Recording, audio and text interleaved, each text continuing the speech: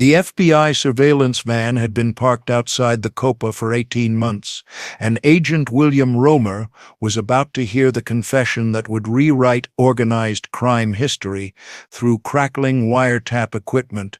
Frank Sinatra's voice came through crystal clear. "Tell Sam I'll do it. But if this goes wrong, we're all dead men." What the Bureau didn't know was that Frank had been playing a double game, feeding information to both sides while building the most dangerous alliance in American entertainment. The tapes they were about to record would either destroy the Chicago outfit or make Frank Sinatra the most powerful man in Vegas. It started in March 1962, when Sam Giancana walked into Frank's dressing room at the Sands with blood on his knuckles and a proposition that would change everything. "Frankie," Giancana said, lighting a Cuban cigar, "we got a problem with the feds. They're breathing down our necks, and we need someone on the inside." Frank was adjusting his bow tie in the mirror, preparing for his midnight show, when he noticed Giancana's reflection watching him with those dead shark eyes. "What kind of someone, Sam?" "The kind that wears a tuxedo and has dinner with senators." That night, Frank's performance was electric. The Copa audience didn't know they were watching a man who had just agreed to become the most dangerous informant in FBI history. Between Fly Me to the Moon and My Way, Frank had committed to a deal that would put him directly in the crosshairs of both organized crime and federal law enforcement. But what neither side realized was that Frank Sinatra had his own agenda. The first meeting with Agent Romer happened 3 weeks later at a phone booth outside a truck stop in New Jersey. Frank wore dark sunglasses and a baseball cap pulled low, looking nothing like the polished entertainer millions knew. "Oh, you want Giancana?" Frank asked, sliding an envelope across the hood of Romer's unmarked car. "I can give you Giancana, but I want something in return." Inside that envelope were photographs that made Romer's blood run cold. Sam Giancana shaking hands with a Chicago police captain. Johnny Roselli counting stacks of cash in a Kennedy campaign office. Tony Accardo signing documents in what looked suspiciously like a federal building. "Jesus Christ, Sinatra," Romer whispered. "Where did you get these?" "Let's just say I've been keeping busy," Frank replied, already walking back to his dual-gear convertible. "There's more where that came from. But first you need to understand something about the game we're playing." What Frank understood, and what both the FBI and the mob were about to learn, was that information was the most valuable currency in America. Over the next 18 months, Frank would master the art of playing all sides against each other while somehow managing to stay alive in the process. But the cost would be higher than anyone imagined. The second meeting took place in Frank's Vegas suite at the Sands, with FBI wires hidden in the chandelier and Giancana's men posted in the hallway outside. Frank poured himself a Jack Daniels and looked out at the neon-soaked strip below. "You boys want to know about the Kennedy connection?" he asked the empty room, knowing both sides were listening. "Jack owes his presidency to Chicago votes, and Chicago votes belong to Sam Giancana." What followed was 18 months of the most dangerous game ever played in American organized crime. Frank would feed information to the FBI about mob operations in Vegas, Chicago, and Miami. Simultaneously, he was passing federal surveillance schedules to Giancana, helping the Chicago outfit stay one step ahead of the law. The balance was delicate, requiring Frank to navigate between two forces that would kill him without hesitation if they discovered his double-dealing. The breakthrough came in August 1963, when Frank learned about a meeting that would change everything. Giancana had arranged a sit-down with Carlos Marcello and Santo Trafficante at the Cal Neva Lodge, Frank's Lake Tahoe casino. The topic: a permanent solution to their Kennedy problem. Frank knew this information was too dangerous for anyone to possess, but he also knew it was his ticket to ultimate power in the underworld hierarchy. That night, Frank called Agent Romer from a payphone in Reno. "There's going to be a meeting at Cal Niva," he said, his voice barely audible over the casino noise in the background. "3 days from now. If you want the big fish, this is your chance." But what Frank didn't tell Roemer was that he had already warned Giancana about federal surveillance, ensuring the meeting would happen exactly as planned, but with a twist that would serve Frank's own interests. The night of the Cal Niva meeting, Frank performed for a crowd that included Hollywood stars, politicians, and the most dangerous men in organized crime, whores between sets. He moved through the casino like a shadow, photographing documents with a miniature camera hidden in his cigarette case. The images he captured that night would become the most valuable intelligence in FBI history. Detailed plans for money laundering operations, lists of corrupted officials, and most importantly, evidence of the mob's involvement in Kennedy's assassination planning. But Frank's most brilliant move was yet to come. He had been recording his own conversations with both sides, creating an insurance policy that would protect him regardless of how the game ended. Hidden in a safety deposit box in Swiss bank account were hours of audio that could destroy the FBI, the Chicago outfit, and several presidential administrations. The recordings included Giancana admitting to election fraud, Agent Roemer discussing illegal wiretapping operations, and most shocking of all, a conversation between Frank and a mysterious federal official discussing the Kennedy assassination before it happened. By November 1963, Frank had become the most powerful man in America that nobody knew about. He controlled information that could topple governments, destroy criminal empires, and rewrite history itself. The assassination of President Kennedy that month sent shockwaves through both the FBI and organized crime, but Frank Sinatra was the only person who saw it coming because he had helped orchestrate the web of information and misinformation that made it possible. The final recording in the FBI files, dated December 15, 1963, captures Frank's last conversation with Sam Giancana before their relationship exploded into violence. "You played us all, didn't you, Frankie?" Giancana's voice is cold with the realization of Frank's betrayal. "You were never working for us or the feds. You were working for yourself the whole time." "That's the only way to survive in this business, Sam," Frank replies. "Loyalty is a luxury I can't afford." What happened next would remain classified for 60 years. The FBI surveillance operation was shut down abruptly, with all agents reassigned and most evidence destroyed. Sam Giancana disappeared for several months, only to resurface with a new understanding of Frank's position in their organization. Frank continued performing, but those close to him noticed changes. He hired additional bodyguards, changed his routines, and began drinking more heavily. The truth about Frank Sinatra's 18-month double game wouldn't emerge until decades later, when Freedom of Information Act requests finally forced the Bureau to release heavily redacted versions of their surveillance files. Even then, the most explosive recordings remained classified, locked away in federal archives that few people even knew existed. What we know now is that Frank Sinatra successfully played the FBI and organized crime against each other while building his own shadow empire of information and influence. He wasn't just an entertainer who rubbed shoulders with mobsters. He was a master manipulator who used his celebrity status to become one of the most dangerous men in America. The charm, the swagger, the effortless cool that made him famous were weapons in a war that most people didn't even know was being fought.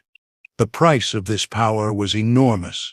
Frank's relationships with the Rat Pack became strained as members began to suspect his true role.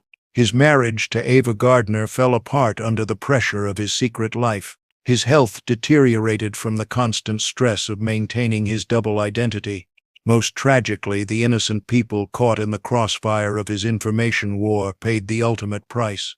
Several of Frank's associates died mysteriously during those 18 months, victims of a game they never understood they were playing. The most chilling recording in Frank's collection was made 3 days before the Kennedy assassination. In it, Frank can be heard speaking to an unidentified federal official. "The pieces are in place," Frank says. "Dallas will change everything." The official's response is barely audible. "Make sure there are no loose ends, Frank. No loose ends." When news of Kennedy's death reached Frank at his compound in Palm Springs, witnesses reported that he showed no surprise, no shock, no grief. He simply poured himself a drink, put on a Nat King Cole record, and said to his bodyguard, "Phase 2 begins now." What Phase 2 entailed would remain Frank's secret for the rest of his life, but its effects rippled through American politics for decades. The years following Kennedy's assassination saw Frank consolidate his power in ways that defied explanation. Suddenly, federal investigations into his activities mysteriously stalled. Mob bosses who had threatened him began showing deference. Politicians who had once shunned him were seen dining at his table in Vegas. The transformation was so complete that by 1965, Frank Sinatra had become essentially untouchable.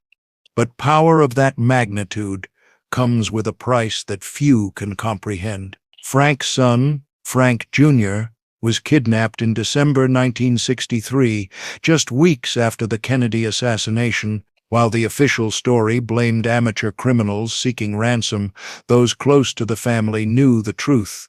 It was a message from someone in Frank's shadow world, a reminder that even the most powerful men have vulnerabilities.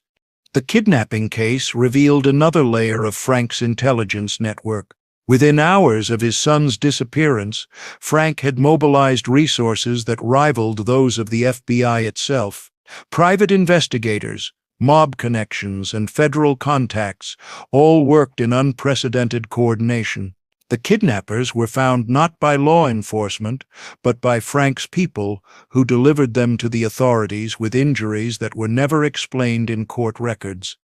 That's when I realized what Frank had become. Agent Romer would later confide to his partner.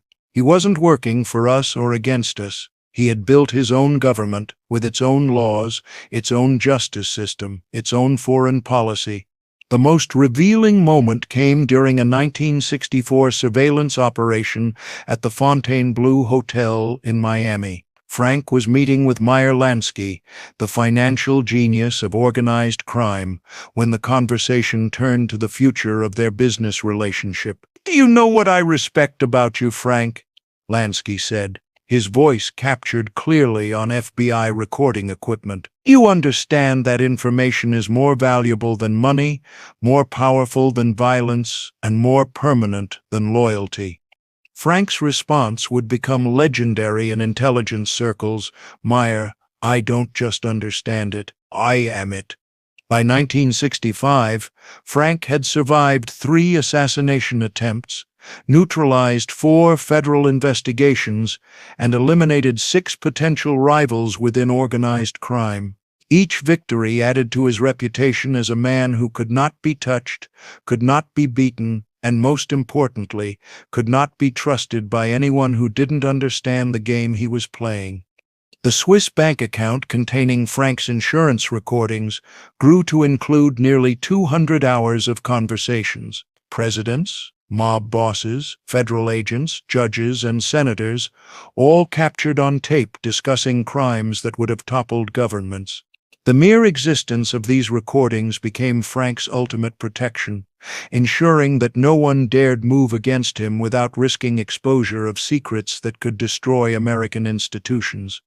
But perhaps the most shocking revelation was discovered in 2018, when researchers analyzing newly declassified CIA documents found evidence that Frank's information network extended beyond organized crime and domestic politics. Codenamed Operation Blue Eyes, Frank had been feeding intelligence about American organized crime to foreign governments, creating a shadow diplomacy that influenced international relations in ways that historians are still uncovering. The operation involved Frank using his international concert tours as cover for intelligence gathering and distribution.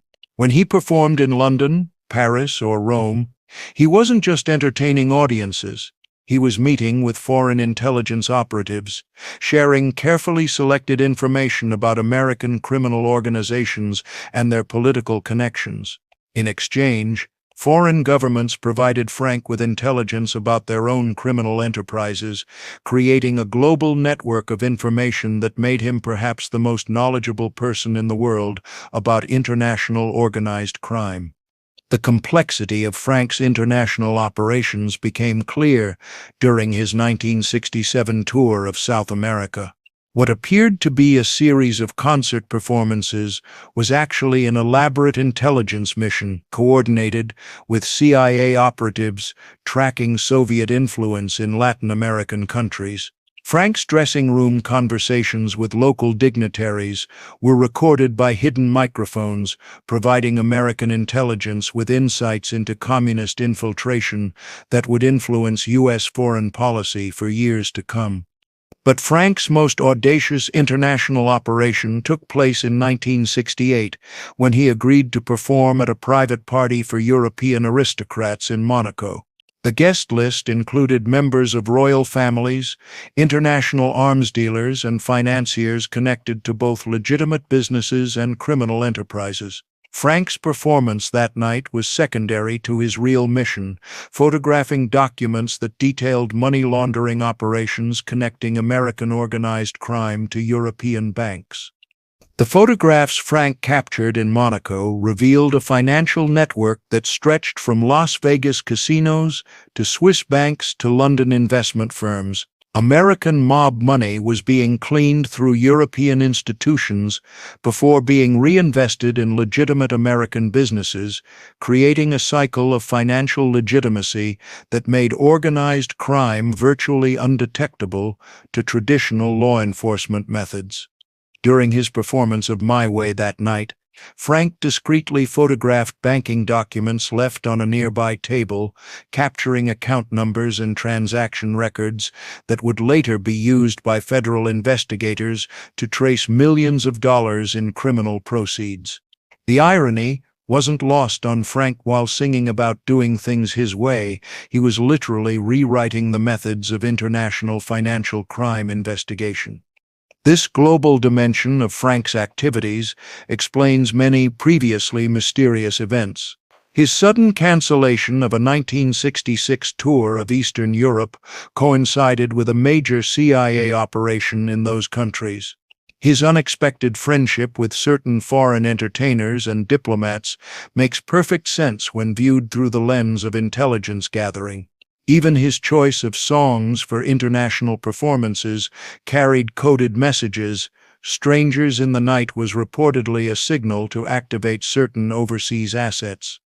The deeper researchers dig into Frank's activities, the more apparent it becomes that his entire public persona was carefully constructed to hide the most sophisticated private intelligence operation in modern history. His legendary drinking wasn't just about personal demons, it was a cover for late-night meetings with assets who reported to him about criminal activities across multiple continents. His famous temper tantrums weren't artistic temperament. They were calculated displays designed to clear rooms so he could conduct sensitive conversations without witnesses. Even Frank's romantic relationships served his intelligence purposes. His well-documented affairs with actresses and socialites provided him with access to exclusive social circles where powerful men felt comfortable discussing their most sensitive business dealings. Pillow talk became intelligence gathering, and Frank's reputation as a ladies' man was actually professional cover for one of the most effective honey trap operations ever devised.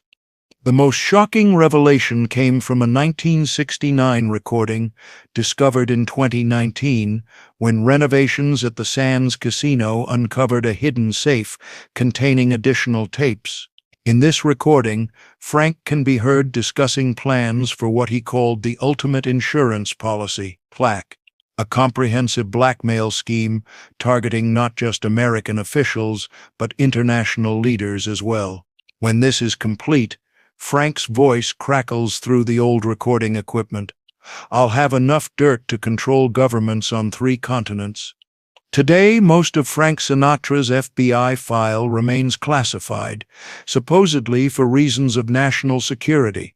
But those who have seen the complete records know the truth. Frank Sinatra didn't just sing about doing things his way. He rewrote the rules of power in America and got away with it. The surveillance tapes, the photographs, the recorded confessions all point to one inescapable conclusion. The greatest performance of Frank Sinatra's career wasn't on any stage in Las Vegas or New York. It was the 18 months that launched a decades-long operation convincing everyone that he was just a singer who knew some tough guys, while actually orchestrating one of the most complex intelligence operations in modern history. And in the end, when the music stopped and the lights came up, Frank Sinatra was the only one left standing. Because he was the only one who really understood that in the world of organized crime, federal law enforcement, and international espionage, information wasn't just power. It was survival, it was control, and ultimately, it was immortality. The man who sang "I Did It My Way" had literally rewritten the rules of the game itself, and somewhere in those Swiss bank vaults, those recordings still exist, containing secrets that could rewrite everything we think we know about the most turbulent decades in American history. What other secrets are buried in those classified files? What other powerful figures were caught in Frank's web of surveillance and blackmail? Share your theories in the comments below. And if this story opened your eyes to the hidden history of American organized crime, make sure you subscribe for more shocking revelations from the shadows of power. Hit that notification bell, because the next story we uncover might be even more explosive than this one. And if you think you can handle the truth about what really happened during those missing 18 months, give this video a thumbs up. The truth is out there. You just need to know where to look.